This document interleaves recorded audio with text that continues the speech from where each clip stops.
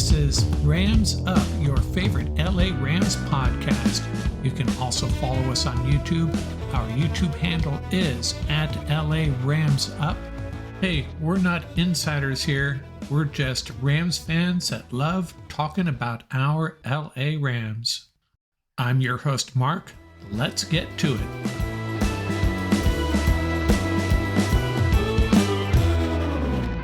Welcome back, Ram fans. Episode 211 of Rams Up. Gonna be out and about this week, so I'm coming at you a day early. Training camp well underway. Got a lot of Rams news. We're gonna have another player focus. Skipping the opponent focus. This episode, we'll come back to that next week, next Thursday morning.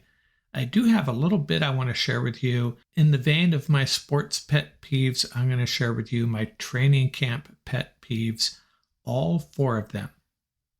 I also wanted to highlight a new format we're going to be switching to, a new structure, shall we say. Once the preseason gets rolling, we're going to do our typical pregame pod on Thursdays, and we're going to do our postgame pod, usually dropping by midnight or so the night of the game. I'm also going to be dropping Saturday night YouTube videos, a last minute look at the game, maybe my fearsome 4 keys to the game, that type of thing.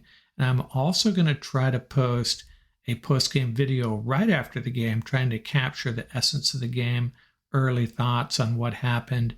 And then the pod, of course, will be toned down a little bit, maybe not quite as long.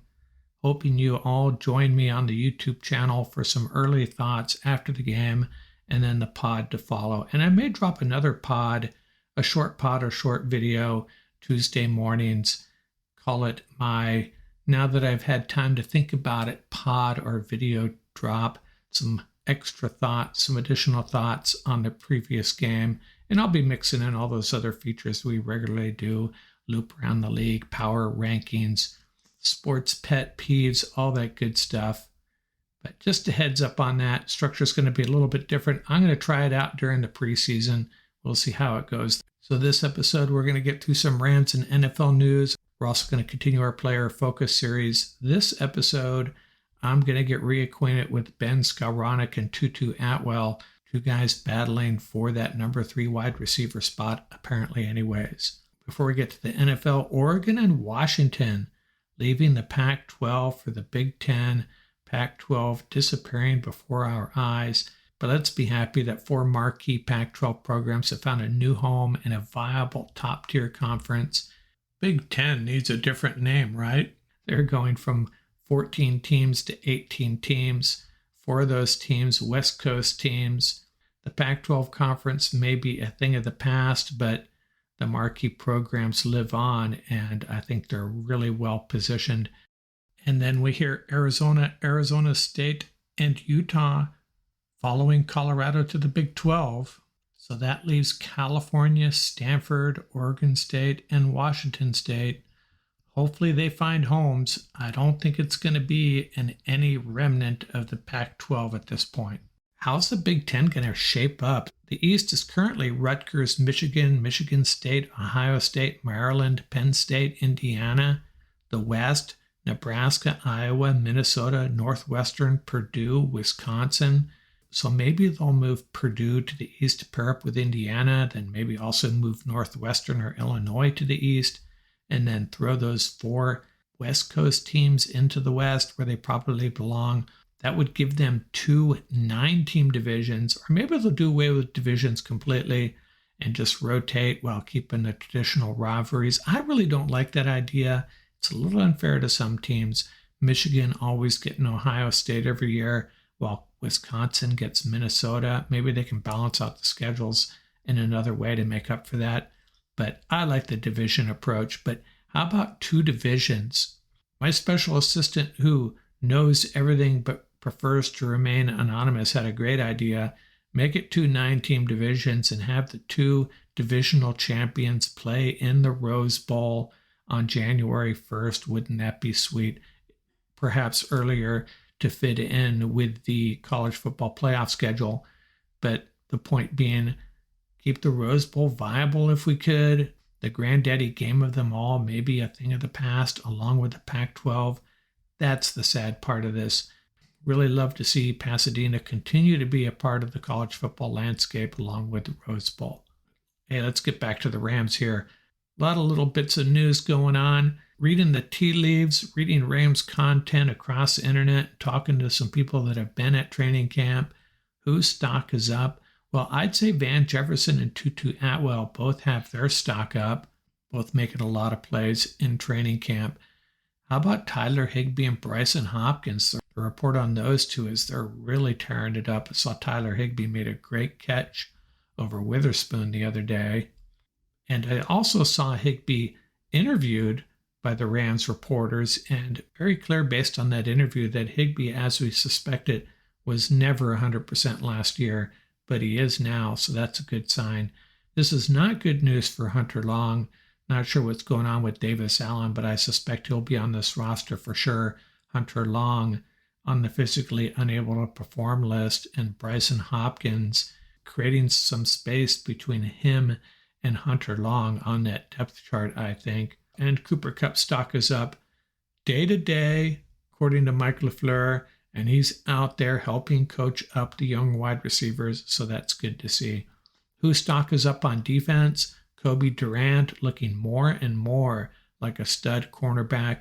Jason Taylor, the safety, a really competitive group there.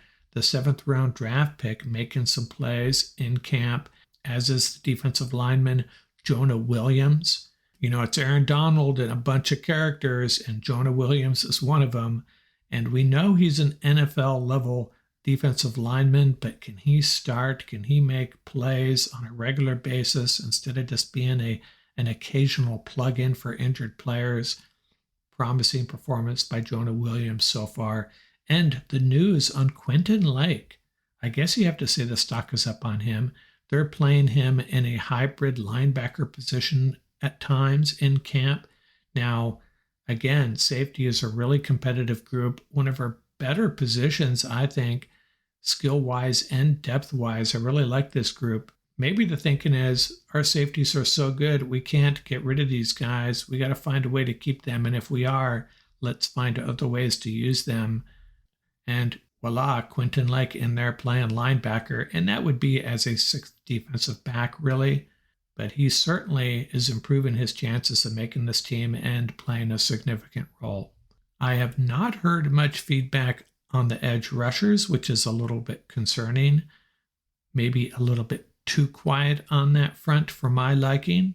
And that's a position we need people to step up, and I don't know if that has happened yet. A reminder, the Raiders will face the Rams in the second preseason game. So after this Charger game, the Rams and Raiders will be having joint practices. So that's always fun. And every time the Rams have joint practices, something crazy happens. And Rams, Raiders, from my perspective, that's not a good recipe, but we'll see what happens. You know, I talk about Ram haters quite a bit, and there's one guy that clearly loves the Rams, and he poked his head up once again, Colin Cowherd, and he was talking about how similar the Rams are to the Chiefs of last year. Both teams with a gifted quarterback, both teams with a singular great weapon, both teams with a great defensive lineman, both teams with a very good linebacker, both teams with a very young defense. Chiefs had an extremely young defense last year, and both teams with a coach who has a brilliant offensive mind. And Colin is kind of echoing what I've been saying for a couple months. I just don't get this 5-win prediction for this team. I know there's a lot of unknowns, but there's a lot of things we do know about this team, and Colin Cowherd just pointed them out. This team's going to be very competitive. Sprinkle in some NFL news here. That Hall of Fame game, a couple of ex-Rams made some noise. Browns beat the Jets 21-16. Greg the Leg had 10 points for the Jets. John Kelly, the running back drafted by the Rams back in 2018, had a TD reception. Hey, and Pittsburgh's running back Israel Anabakanda, he had a rushing TD for the Jets. And this is the guy that I talked about prior to the draft. I really loved this guy. I thought he would have been a good fit for the Rams. Now, I don't know if one preseason game is anything to get excited about, but I still have a really good feeling about Israel Anabakanda. And Dorian Thompson-Robinson, the rookie quarterback out of UCLA, he had a really good day, 8 for 11 and a TD for the Browns. Sometimes there's quarterbacks that get drafted later that just have it, just get it, and maybe Dorian Thompson-Robinson is that guy. Maybe he'll end up being a pretty good NFL quarterback. And last bit of NFL news, Alvin Kamara suspended 3 games. He will miss the Saints' first 3 games against the Titans, Panthers, and Packers. We're going to get to our training camp pet peeves here in a second, and then on to our player focus, Ben Skowronek and Tutu Atwell, 2 wide receivers, both drafted in 2021, entering their 3rd year with the Los Angeles Rams, and both kind of polar opposites in a lot of ways.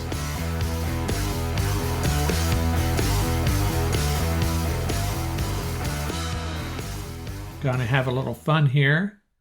I'm going to tell you about the fearsome 4 things that annoy me about training camp, the things that get me spun up a little bit this time of year. Let's call it my fearsome 4 training camp pet peeves. And number 1, I'm going to call out coach interviews. I know these team insiders are really struggling to find content, and hey, the coaches make themselves available and they start asking these questions. Hey, how's this guy fitting in? How's this guy developing? The answers are always the same. Something like, hey, he's really coming along great. Love what we see. Love the passion, the urgency. He obviously looks like he belongs here. We're really excited to see how he progresses. Do we ever get anything of value out of these interviews? And you know what? I'm not necessarily calling out the interviewers. I'd probably do the same thing. Just saying, I don't get much out of them. I'd almost wish we could hear McVay say something like, hey, are you kidding me? This guy's got no shot at making the 53-man roster. His shot at making the 53-man roster is about the same as Tutu Atwell leading Cam Akers through the B gap. Chances of him making the roster are pretty much the same as a Kyle Shanahan-led offense bleeding the clock on a 15-play drive to salt away a playoff victory. His chances of making the roster are about as good as me, Sean McVay, wisely using a timeout late in the first half. This guy's got no shot. We'll keep him around for a little while. If we're cutting down to 89 players, he's going to be the guy heading to the parking lot first. I'll help him pack his bags. Another thing that bothers me about training camp peeve number 2, let's call it, is the excitement that results when the Rams or any team sign a guy off the street. Most recently, Royce Freeman's a good example. Hey, you know what? I love the signing. I think it makes sense. Get a big back that can handle a lot of carries in the preseason. That some fans were a little overly excited about this signing. Rolls-Royce Freeman arrives. The Rams have the steal of the century. And, you know, I love the signing. No problem with the signing. But let's accept it for what it is. The Rams filling out their roster, adding the 89th or 90th guy on their roster. There are 32 teams that have 88 to 90 guys in camp, and Royce Freeman wasn't one of them for a reason. He is now. Wish him the best of luck. I think he's got a good chance of making this roster, and I hope he rejuvenates his career. But this signing is nothing to get overly excited about, especially if you look at his production in the NFL. Not really that impressive. So let's pump the brakes on the excitement over signing a guy to fill out the 89th or 90th spot on the roster. Training camp peeve number 3. You notice the excitement when you hear Stetson Bennett hooks up with Demarcus Robinson for a 60-yard score or whatever it was, or how an edge rusher is bringing the heat on our quarterback 3 straight plays. Well, let's not forget this is training camp, which means when the wide receiver burns the secondary for a 60-yard touchdown, that's our secondary. That's our secondary that's getting burned. So Got to take the good with the bad, and when an edge rusher is bringing the heat on Stafford, hey, that's a good sign, right? But that also means that's our offensive line that's getting chewed up. So got to look at both sides of that. I think when it's a rookie getting something done, I don't care who they're playing against, that's a good sign. But you also have to worry about the ram that he is beating to make that play. And training camp peeve number 4, the Rams PR department really tries hard, and I love what they do. I appreciate them trying to keep Ram fans excited and bring in some levity to training camp. But sometimes, I don't know, don't get much value out of some of their content. They had one the other day interviewing Rams players as they took the field for training that day. How many 10-year-olds to bring down Aaron Donald? Pretty comical, lots of fun, I guess, but I don't know. And for the record, if I'm picking the 10-year-olds, the answer is 14.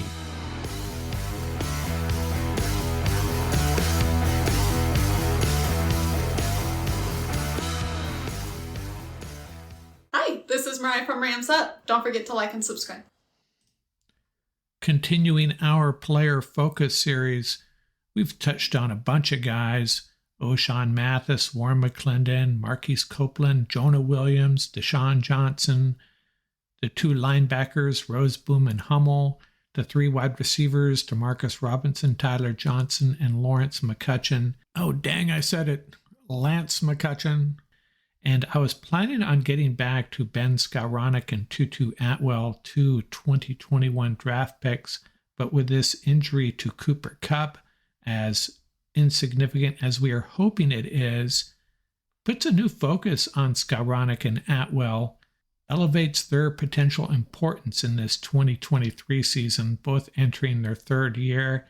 Time for them to really step up. Are they ready to do that? Let's do a focus on these 2 guys. I'm going to do kind of a side-by-side approach here because these guys are kind of opposites in a lot of ways. Interesting comparison when you look at them together. Atwell, 5'9", 165. I'm pretty sure he's the lightest player on the roster, competing with the place kicker Tanner Brown for that honor. And Ben Skowronek, 6'3", 224. Pretty big for a wide receiver. Atwell out of Miami. Skowronek out of Fort Wayne, Indiana. Atwell played quarterback in high school, moved on to Louisville where he played wide receiver for 3 years, finished with 140 receptions for 2,307 yards and 21 TDs. Ben Skowronek, 4 years at Northwestern and then 1 year at Notre Dame. Skowronek, a slightly larger resume, 54 games, 1,856 yards and 13 TDs. So they both got selected by the Rams in the 2021 draft. Atwell, round 2, pick 57. Skowronek, round 7, pick 249. Atwell was clearly overdrafted a little bit. The Rams passed on Creed Humphrey. Well, so did a lot of other teams, though. Seattle actually took wide receiver Dwayne Eskridge prior to Creed Humphrey getting drafted and Atwell going to the Rams. That was a guy a lot of Rams fans liked, if you go by Twitter anyways. Eskridge has not panned out for the Seahawks. He has 7 catches for 58 yards over his first 2 seasons. Only 10 players were picked after Ben Skowronek, so actually a really solid selection by the Rams, getting a guy that contributes that late in the draft. Atwell's first year was pretty much non-existent. His only stat was a fumble. Year 2, 18 catches for 298 yards and 1 TD. Skowronek came along slowly as well. Year 1, 11 catches for 133 yards. Year 2, 39 catches, 376 yards. So on their careers, Atwell 298 yards receiving, Skowronek 509. Atwell does have a TD. Skowronek still looking for his first receiving TD. He does have a rushing touchdown. The one thing Atwell does have on Skowronek is special teams production, 141 total yards, returning punts, 34 yards rushing. Remember, the other edge Skowronek has is clearly blocking. They actually lined him up at fullback early last year, and when he's in line as a wide receiver, he's going to help the running game a lot more than Atwell, that's for sure. But Atwell adds a different dimension to this offense, as we saw last year on a couple of plays we'll talk about here in a minute. I'm not sure where to place the blame on Atwell's lack of production in 2021. He only had 10 offensive snaps, 27 special team snaps. Skowronek, 178 offensive snaps, 200 special team snaps in his rookie year. Both had an uptick in 2022. A lot of that had to do with injuries. Atwell pulled off special teams duty, had 308 offensive snaps, though. Skowronek's participation really increased, 696 offensive snaps, only 42 special team snaps. And this is what happens with a lot of guys as they become more integrated in the offense. Because they're getting better or because other guys are getting hurt, they will play special teams significantly less. And that's what we saw with both of these guys last year. So let's talk about some significant plays these guys made. Atwell played 12 games last year. Didn't really have a breakout game, but he had 2 catches that really stood out that demonstrate what he can do. One of them was the 62-yard catch against the Saints, his only catch of the game. And he had a 54-yard catch against the Cowboys. Against the Saints, he's in motion to the left, ends up in the slot, runs a wheel route. So this is a play design the Rams used to get him some space, to get him some separation from any cornerbacks that could really knock him around a little bit because he is, remember, only 165 pounds. So he runs the wheel route down the left sideline. Stafford hits him in stride. He released it at the 30. Atwell catches it at the 15 and rolls into the end zone for the touchdown. Coincidentally, the catch against the Cowboys, his other big catch, the ball is released at the 28. Atwell hauls it in at the 15 and is tackled. On that play, Atwell is split wide left, but the cornerback decides to play off of him, and Atwell just releases for the big play. Both of these plays were 1st and 10 plays, by the way. Skowronek played 14 games last year. He did have a breakout game against the Raiders, 8 catches for 89 yards, including that big 32-yard catch, which was critical to the Rams' comeback in that game. Baker Mayfield and the Rams pulling out a last-minute win against the Raiders. On that play, 1st and 10 from the Rams' 28, Skowronek split right, hauls it in at the Raiders' 45 and tumbles forward for another 5 yards. Turned around and pulled it in over one Raider while another defender was closing in on him.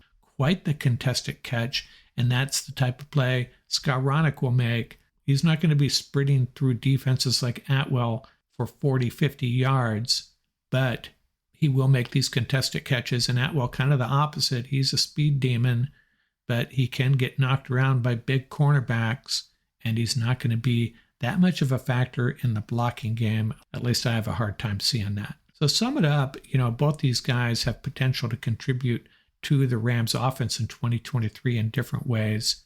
Right now, the best they're probably going to do is contest for that number 3 spot in the Rams offense. I think they're both going to get a lot of snaps, maybe very similar number of snaps, unless they're both bumped by DeMarcus Robinson. I think that number 3 spot's between these 3 guys.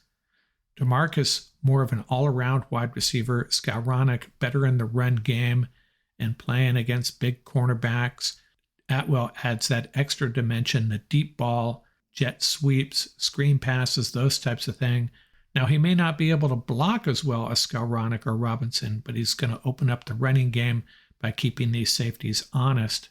The one thing you have to say about Skowronek is, people talk about great draft picks, and most people will say the Rams' greatest draft pick was Aaron Donald. But look at it this way. If you can get a really good player in the 7th round, that's pretty impressive. And I've argued recently that the Rams' greatest draft pick in the history of the franchise might be Larry Brooks, drafted round 14, pick 355, over 100 picks later than Ben Skowronek. As a player, 2-time first-team All-Pro, 2-time second-team All-Pro, 5-time Pro Bowler. That is a great draft pick, ladies and gentlemen. Getting a guy like Larry Brooks in the 7th round, Tutu Atwell in the 2nd round, hasn't really worked out yet. He could end up being a pretty darn good player, but so far disappointing. But Ben Skowronek, picked in the 7th round, you go look at some of those other guys picked in the 7th round, and you have to admit The Rams nailed this pick, getting Skowronek that late. That's how I see this shaping up, though, at this point. A couple weeks into training camp, Tutu Atwell, Ben Skowronek, and Demarcus Robinson are all going to get a lot of snaps as a third wide receiver. Depends on the down, the distance, the situation, the defenses they're playing against. I love the excitement Atwell brings, the threat he brings of the deep ball, and he's demonstrated he can do that. Ben Skowronek, love the toughness, the ability to block, and the ability to make contested catches. We'll watch these guys in preseason. Last preseason, Atwell didn't get any playing time, I don't think. If he did, it was very little, which is an indication he had obviously made the team and it was going to be a big part of the offense. He was a little bit, not a whole lot, though. Be interesting to see if he gets playing time in the preseason. Rams have so much competition going at that position. Not sure if the Rams will weed out the pecking order in training camp and against training camp sessions against teams like the Raiders and Broncos, or are they going to use preseason games to figure it out? Chargers and Broncos, or if they're going to use preseason games to figure it out. We may not know till game one what the pecking order is at the wide receiver position. Assuming it's Kupp, Jefferson, and then those three guys, Demarcus Robinson, who we've already talked about, Tutu Atwell, and Ben Skowronek. All three of them bring in something a little bit different to this offense. Now, who did I leave out of this discussion? The rookie Puka Nacua. And yeah, I've heard some really good things. Maybe he'll end up pushing for that number 3 spot. I just think sometimes we get overly excited about these rookies. Let's see what he can do in the preseason first. Maybe by the end of the year, we'll be talking more about him. But history tells me this will not be the year for Puka Nacua. But I'd love to be wrong about that.